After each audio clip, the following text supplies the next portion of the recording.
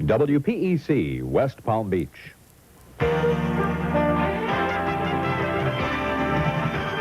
This is Eyewitness 12 News, the 11 o'clock report with Reg Miller and Laurel Sauer, Jim Gallagher Sports, and AccuWeather with John Matthews.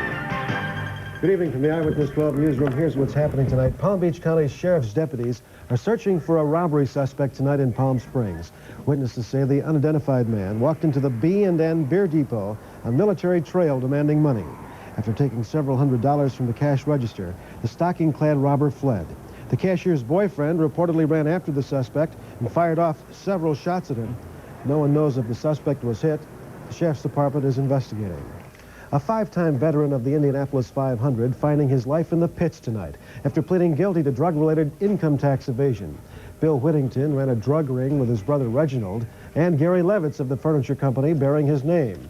Whittington reportedly smuggled $73 million in drugs from Colombia to South Florida, netting him $20 million in profits. He could go to jail for 7 years and forfeit $7 million in assets. Levitz could go to jail for 18 months and be fined $1 million. Drug agents think Whittington smuggled 400,000 pounds of marijuana into America from 1977 to 1981. We've all heard about how addicting cocaine can be and what it does to the lives of those who use it. But what about how tough it is for a user to voluntarily give up coke and go straight?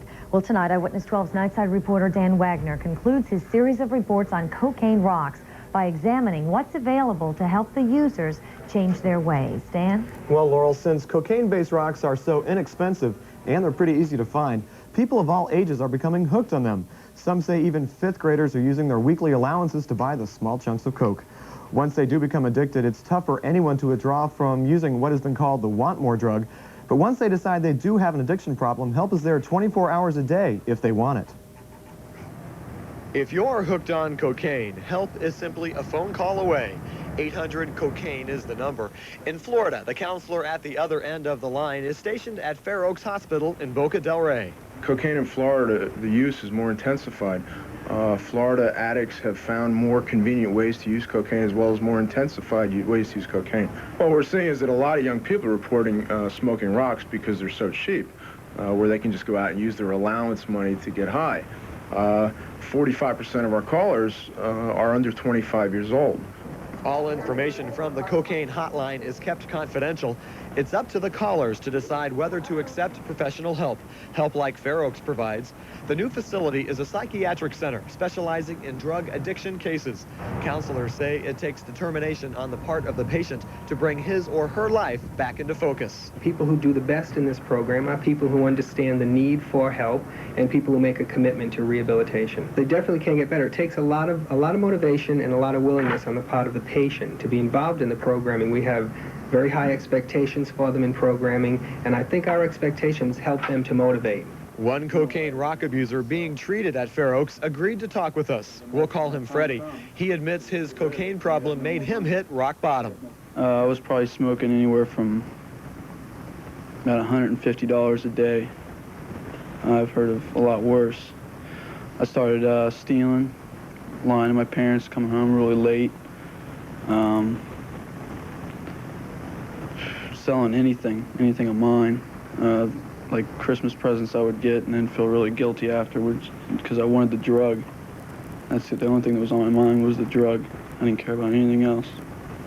Freddie says the group sessions help him the most because everyone has the same basic problem, cocaine addiction. He says the counseling is working and his life is returning to normal. And all these feelings come back and everything, you know, it's like an emotional awakening. Like I'm coming back to life again. I plan on going back, get my GED, maybe going into the service or something like that, since I do have a criminal record. And it's gonna be kind of hard to get into any other type of thing. But I do have goals I'd like to go towards, and I know I can make those goals if I try hard enough and stay off drugs. Officials at Fair Oaks Hospital tell us most of their patients are just like Freddie. They have admitted they do have an addiction problem. They come in for help, and after about 6 weeks or so, they're able to work their way back into society cocaine-free. Laurel? Okay, Dan, interesting series on a big problem in our society. Thank you. Another center working to help ex-drug and alcohol offenders is called the Fern House. Located in West Palm Beach, the center is an alternative to prison for those who have run into trouble with the law. Ex-offenders are sent here and stay for about 6 months. The Fern House even helps them find gainful employment. We don't like to use the word rehabilitate. We like to use the word regenerate their lives, okay?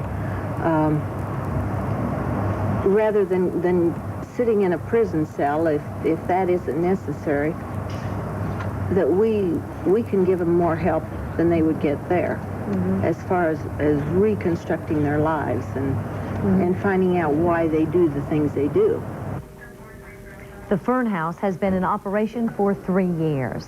Parents and school kids gathering again tonight, protesting the resignation of Twin Lakes band director Owen Seward. Seward resigned after an incident during which he reportedly hit a student. Tonight's protest follows one earlier in the day. Parents met with the school principal, who says the incident remains under review. Parents of some band members say Seward was pressured into resigning, but according to the school board, the former band director resigned voluntarily Wednesday. Eastern Airlines could be forced to pay a record $9.5 million penalty for alleged maintenance violations. The Federal Aviation Administration is seeking the penalty because it says Eastern deferred maintenance on some planes. The FAA also says Eastern made flights without minimum equipment. Eastern Airlines officials are upset tonight with the FAA for making their findings public before allowing the airline to review them. Officials in Boca Raton tonight are appealing to the State Department of Environmental Regulations to reconsider granting them a permit. The permit is needed for a major beach renourishment project. However, the DER denied the permit, citing environmental reasons. State officials say dredging along the beach would also damage offshore reefs. Boca Raton officials say the beach renourishment project is in the public's interest, with a wider beach and environmental help for turtle nests. Another South Florida city is looking to revitalize its downtown area.